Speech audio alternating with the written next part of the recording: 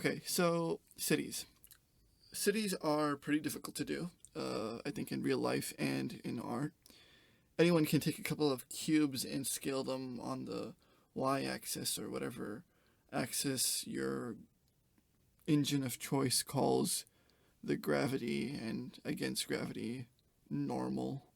There's a couple of things that I've realized help me a lot thinking wise. The process for the actual particular art piece in this video is not going to be that great. It really is pretty boring given the fact that I just used my assets that I had already pre-made. I made a bunch of assets for our city a long time ago, and I just kind of tweaked them. I'll go over a little bit of what it was later on in the video, but the main portion of it is talking about how to think about cities. So making a city that looks realistic from scratch is borderline impossible. This is because cities are made by hundreds or thousands of people over hundreds or thousands of years. You can't do all of that in an evening. And if you can, then this video is not for you. Go be genius somewhere else.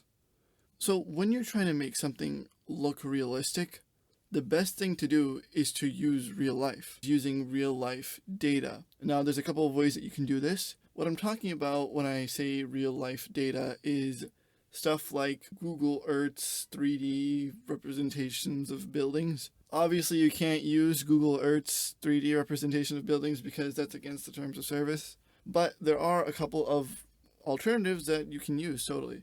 I think the most popular one is something called OSM, OpenStreetMaps. It's an open source project where all you have to do is give it an attribution and you can use height maps that people collect for buildings. So let me talk about some of the ways I break down the city. Now, I like to think about it in a couple of the categories. These I call like the aspects of the city. They're the buildings, the secondary structures, roads, and natural formations. Buildings are pretty much just rectangles for the most part. Obviously, this depends on your world building and your project. If you're doing something very alien, like giant alien organic towers, they're not rectangles anymore, but the principle still applies. It's just they're objects that will be repeated. Secondary structures are basically things that are infrastructure, water towers, antennas, electrical plants. I also group cranes and buildings that are being built in this category. Roads are barely visible when doing something like the piece that I did right here. Remember, the distance from the camera to the object dictates the level of detail that you're going to use on that object. You don't want to model something and, make every single crevice when it's going to be like 30 miles away from the camera.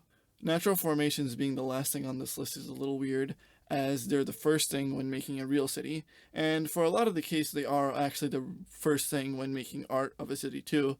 What I'm talking about here, though, is stuff like having a giant hole in the middle of your city or having a giant cliff in the middle of your city. Terrain definitely goes into this, like if you have a river running through your city. Now, there's a couple of ways to do this. You can make the whole city and then cut the river out of it, or you can design the city around the river. Both of those are going to be a little bit different processes, but you can do both of them. I divide buildings by size, big, medium, small. Not going all out Neil Blevins here. Actually, you are going all out. So big buildings, medium buildings, small buildings. In my case, the big buildings are disproportionately bigger than the rest of the city because that's what I think looks cool.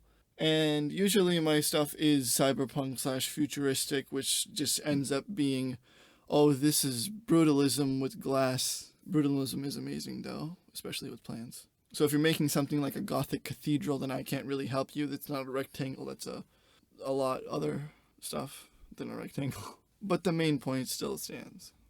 The main reflections that I had while doing this piece is looking at real life images. When I started off, I was looking at a lot of different art.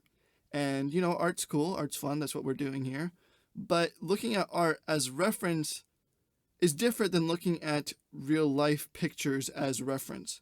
What I mean by this is when you're looking at art, you're looking at someone's imagination, basically.